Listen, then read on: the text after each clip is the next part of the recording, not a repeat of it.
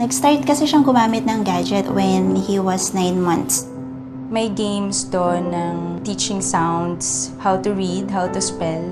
At her age, marunong siya mag-addition, subtraction. Hinahanap niya yung iPad every morning after she wakes up. Mommy, can I use the tablet? Ayaw na niyang bitawan.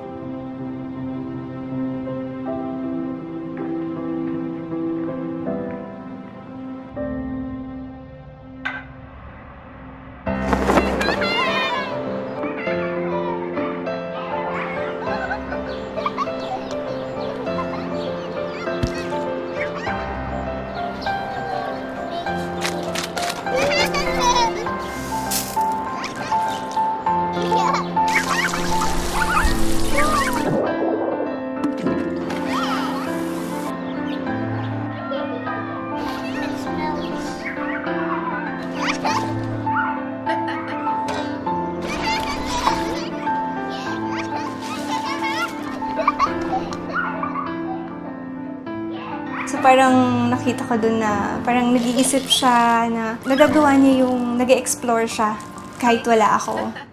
When I saw his face playing, parang really, he loves what he's doing. Kung masaya siya doon, I know he's learning na. Naglaro tayo sa labas, mga simpleng laro. Siguro with him, I'll try na ibalik yung ganung paglalaro. They learn to use all their senses. Kasi di ba pag mga gadgets, it's not real.